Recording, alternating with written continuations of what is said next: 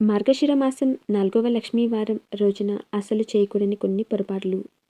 మార్గశిర మాసం ధనుర్మాసంలో లక్ష్మీవార పూజ చేయడం వల్ల కలిగే ఫలితాలు ఏంటో ఈ వీడియోలో చూద్దాం. మార్గశిర మాసంలో ధనుర్మాసంలో వచ్చే 4వ లక్ష్మీవారం ఎంతో శక్తివంతమైన రోజు. ఈరోజు చేసే చిన్న పూజ కూడా రెట్టింపు పుణ్యాన్ని, స్థిరమైన ఐశ్వర్యాన్ని ఇస్తుంది. ఇంటి దరిద్రాన్ని తొలగించే శక్తిని ఇస్తుందని శాస్త్రాలు చెప్తున్నాయి. లక్ష్మీవారం రోజున చేయకూడని కొన్ని పొరపాట్లు. ఈ రోజున ఎవరికీ అప్పు ఇవ్వకూడదు, అలాగే ఎవరి దగ్గర అప్పు చేయకూడదు. ఎవరితో వాదనలు, అలాగే ఎవరితో గొడవలు పెట్టుకోకూడదు. అలాగే ఆహారాన్ని వృధా చేయకూడదు. ఇంట్లో చెత్తని నిల్వ పెట్టుకోకూడదు. ఎలాంటి నెగిటివ్ మాటలు మాట్లాడకూడదు.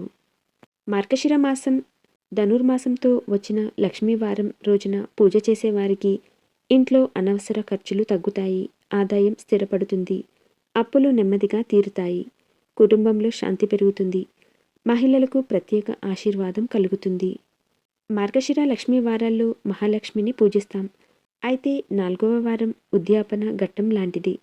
ధనుర్మాసంలో సూర్యుడు ధను రాశిలో ఉండటం వల్ల ఈ సమయంలో చేసే లక్ష్మీనారాయణుల ఆరాధన అనంతమైన ఫలితాన్ని ఇస్తుంది. ఈ రోజున లక్ష్మీదేవి ప్రతి ఇంటిని సందర్శిస్తుందని, ఎక్కడైతే ఇల్లు శుభ్రంగా దీపాలతో వెలుగుతుందో అక్కడ లక్ష్మీదేవి స్థిర నివాసం ఉంటుందని పురాణాలు చెప్తున్నాయి. ఈ రోజున బ్రహ్మముహూర్తంలో సూర్యోదయానికి ముందే స్నానమాచరించి లక్ష్మీనారాయణుల్ని పూజించిన వారికి విశేష ఫలితాలు కలుగుతాయని శాస్త్రాలు చెప్తున్నాయి.